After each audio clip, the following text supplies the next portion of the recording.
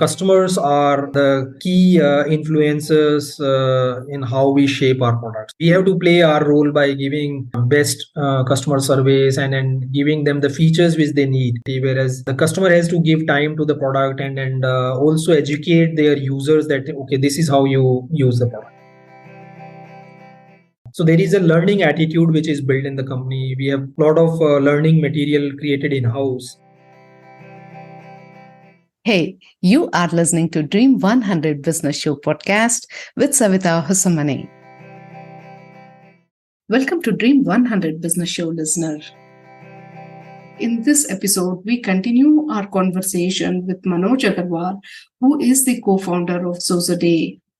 In the previous episode, we had explored intriguing topics such as the ideal growth stage for a business and when they should start incorporating Xoxoday's software products, the product's overview, and their unique value proposition in a competitive market. And today, we will delve into the nuts and bolts of integrating Xoxoday's products seamlessly into your existing infrastructure and discover their exceptional post-sales support and service strategies. Also, we will be getting a first-hand account of the changes which Manoj has witnessed in the e-commerce and the SaaS landscape.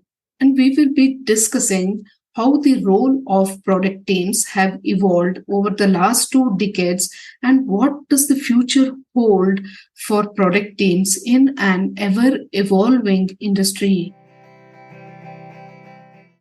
We will also uncover the strategies which Manoj employs to stay at the forefront of product innovation and how he provides invaluable guidance to his teams. It is an episode which is packed with valuable insights, so stay tuned. Without further ado, let's continue the conversation with the co-founder of Xoxoday, Manoj Agarwal. Hey Manoj, welcome back. Super excited to continue this amazing discussion and learn more about the inner workings of Xoxoday's products and your invaluable experience in this amazing industry. Thanks, Savita. Thanks for inviting me. Typically, what would be the duration after implementation to see substantial results? The duration depends upon the client as well. So, for example, if I am getting into a fitness regime and I can start subscribing for a gym or a yoga or something else, and I can have a trainer as well. The trainer can only guide you. The real results come from my own interest and my own determination to improve these metrics. Similarly, for a client, there are clients who find value within 1 or 2 months because they are so focused upon getting a value out of the product. And then there are clients who are not able to find value even in 1 year because there can be changes on their side. So the person who bought the product versus the person who is currently doing are different people. The metrics, the person who bought and the metrics, the person who is doing it, they are not very clear. Or sometimes there are situations where the customer is not really putting the efforts to get value out of the product.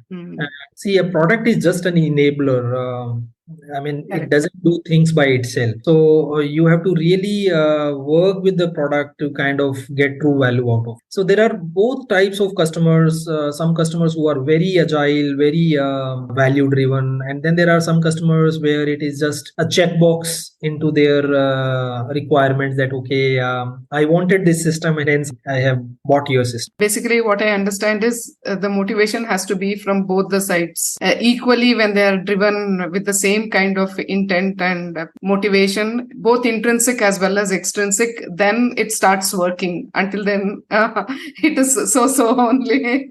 Yeah, it has to work on both the sides.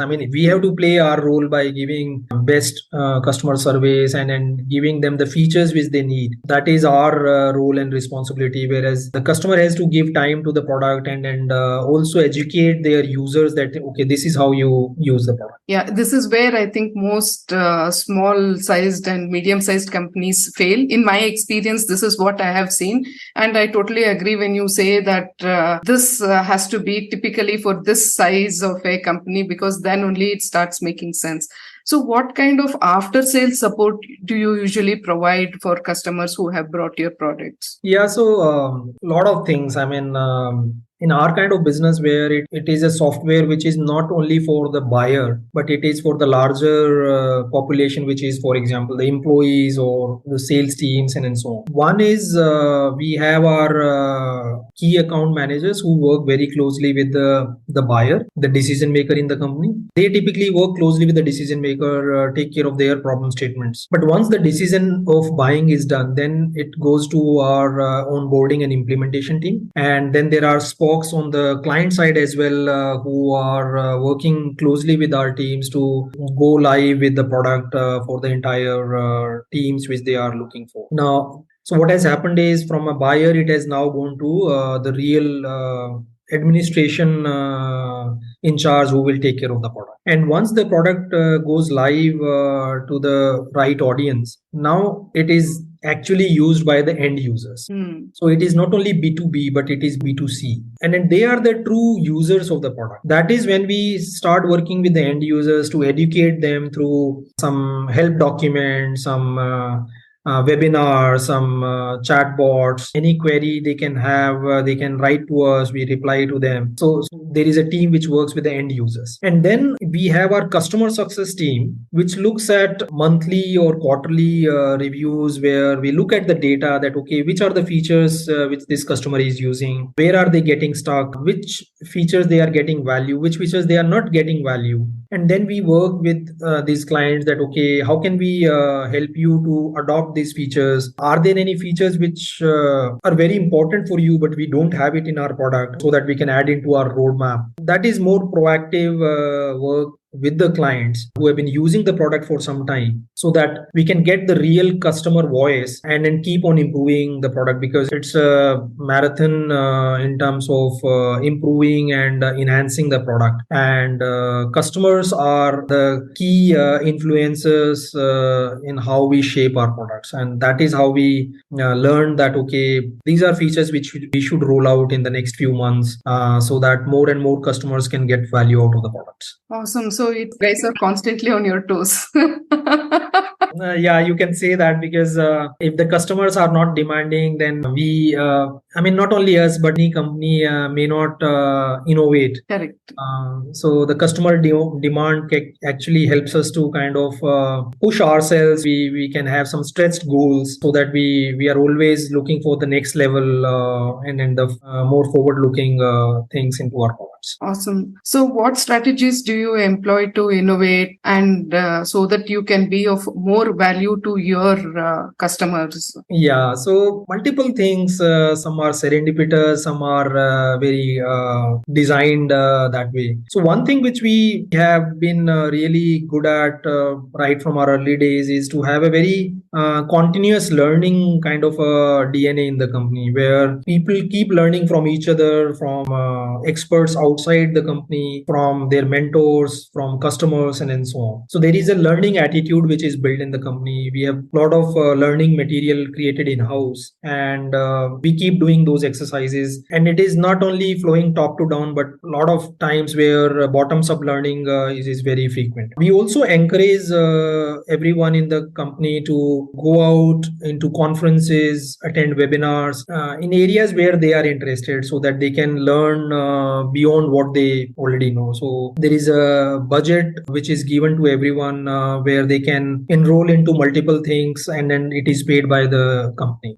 So that also helps a lot. And the third thing which we do at a leadership level is we ourselves attend a lot of conferences. We are part of investor and founder circles. That is where we learn a lot, and whatever learnings we get, we then educate our employees that, okay, this is what we have learned from other companies and other founders, and maybe these can be great learnings for our company as well. And other things which we do on and off in our companies, for example, being a technology company, we conduct hackathons where it is more like an intrapreneurship where employees can experiment, come up with some solutions which are relevant to our industry, and then we encourage them, add some funds to it. And there are a lot of things which we have developed over the last few years where those were never top down ideas but came very bottoms up because somebody solved something and then we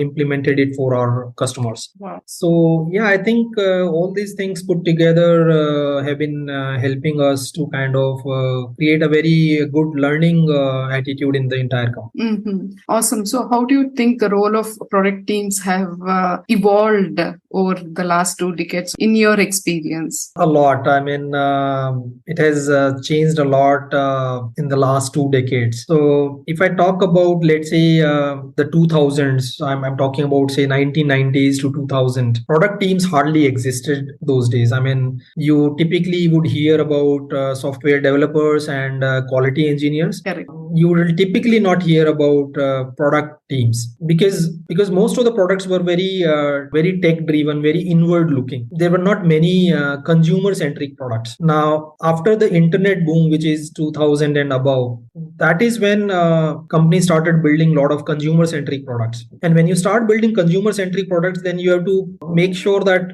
the user experience is very good, because when you are building products for companies, then user experience doesn't matter a lot, because if there are only few people who are subject matter experts who are going to use the software, I mean, they can put the time to learn that product even if it is complex, and it works, because the products were not very democratic those days. But after 2000, a lot of products started getting democratic.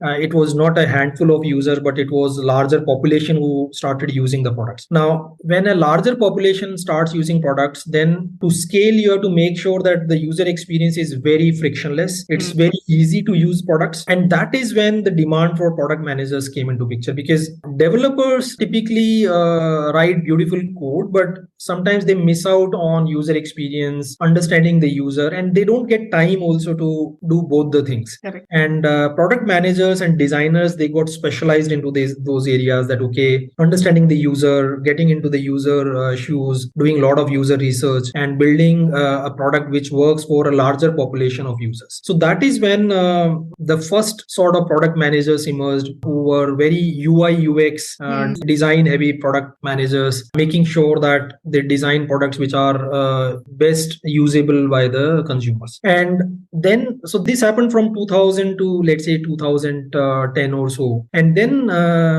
from 2010 onwards, the era of mobile apps came into picture, which is when your demand for product managers increased furthermore, because now you don't have to just build products for web, but you have to take care of mobile as well. So the role became even more complex. So how can you give a fantastic experience both on web as well as mobile? And how do you have a very coherent experience on both the both browser as well as on the mobile app? So that added more value and more complexity for the product managers. And then somewhere around 2013-14 is when we started hearing this new keyword, which is like product-led growth, PLG, which is where product managers were not only responsible for designing and developing products, but also talking about growth of those products. So where you started building products which are very product-led, where you don't need a salesperson, but you can just sign up and get started, and everything like your billing, payments, etc. can happen on the product itself, which is when a lot of companies emerged where the number of sales guys is almost zero, but the company is still making millions of dollars. And in the last few years, I have seen another level of role change for product managers, where they are acting like mini CEOs for the company. They sit in this center of product, business, business and customers. So they have to kind of find a fine balance between your business and finance, customers and technology, which is where we are now seeing that, okay, product managers also have to look into P&L of the company. Yeah, see how the product is not only feature rich, but it is benefit rich. It is really adding to the revenue of the company rather than just some moonshots or some random features which were not revenue driven. So now everyone is talking about that, okay, if you are building something, what is your revenue model? So I think going forward, product teams have to be really revenue first rather than just thinking about product and technology, because every company is talking about profitability and so on. So product teams have to really think about how their products are bringing consistent revenue to the company. I think the roles have emerged over these last 2 decades. This is amazing. Even the innovation team has to think about the profitability right in the first stage. Usually it is in the later stages, but now it's coming early on. So this is quite a huge change. So you have been in this e-commerce and SaaS based platform for the past 15 years. So what changes do you notice? Again, a lot of changes, both driven by macroeconomics and how the innovation in technology has been so very fast in the last 2 decades. So some of these things I covered in the previous questions. If I have to add few more points to this, I think one of the biggest innovation of this century is mobile phones. I mean, I know that they have added a lot of stress into the lives of people, but at the same time, it has been almost like a magical instrument which can do a lot of things. So both SaaS as well as e-commerce have changed a lot since the advent of mobile phones, because customers now are looking for here and now. They are very impatient, and lot of products are trying to solve these problems of customers where they want everything now, and that is how the businesses have been evolving. So that is one area which has changed a lot. The second thing is, as I mentioned in my previous answer, that till 2000, most of the softwares and technologies were built for the buyer, for a handful of admin users. But after 2000, especially when internet was democratized, then this handful of users became a larger population. So it was first employees and then larger consumers, and then consumers not only white collar but a larger population of gray collar and blue collar as well. So now companies have to think through that, okay, how do you build products which are not only used by a handful of users but by a larger population? And that is when you have to really think very hard that how do you make sure that the products can be commercially viable for larger population. They don't differentiate between genders and racial biases. They can have a very inclusive way of building the product. So those kind of things became very important in the last few years. And the third thing which I did not touch upon in the previous answer was that it became very data driven, because in this hyper competitive technology world, if you are not data driven, you will be all over the place, and it will be hard to kind of really emerge as a winner or emerge as a relevant player in the long term. So companies have to really keep looking at data, that okay, what are consumers liking, what are they not liking, what is driving profits, what is driving to losses, and keep making those agile changes into their product strategy, etc., etc. So data becomes very important in the world today. And the other thing which has emerged in, especially in the last 10 years, is that there are too many solutions out there, and people are kind of bombarded with new solutions almost every day. So they are tired and trying out new products and adopting new products, which is where integrated solutions have become very important. That it is not like a point solution just working in silos, but it is integrated in the larger scheme of things. So if you are building an employee product, then how is it deeply integrated into your employee communication and collaboration products and HRIS products? Similarly, if you are building a consumer product, then how is it integrated with their day-to-day products, so that they don't find it that they are now trying to use another product, but they see that this is a product which is integrated into their existing product. So these are some very big changes which have been happening in the last few years. One more which I can recall is that the entire world of technology is now a mesh of APIs. So every product is interconnected with the other product through some or the other API. So consumers are consuming nothing but a collection of APIs and having a very nice face to it through the UI and UX. So, and then I don't know how to say this, but it's actually both good and bad. Good in a way that consumers are able to use multiple products within a single environment because of the help of APIs and microservices. But bad in a way because that every company is trying to become everything, because it has become so easy for companies to use some API and launch a feature that it is hard to differentiate that who is doing what, both for the consumers as well as for the companies. I mean, Correct. yeah, if you talk to leadership of companies, I mean, most of the times they are confused that okay, where to say no to things, because it's so very tempting to use some API and launch a feature. Yes. So you would see companies cross-cutting each other's territories and trying to do multiple things, which is really becoming confusing both for companies as well as for the consumers. I totally agree on that because everybody feels that, okay, my competitor is doing this, let me also do this, irrespective of whether they actually need it or not. Everybody is focused on the ultimate turnover. So they feel that, okay, I have to do this. What is he doing? Let me also do this.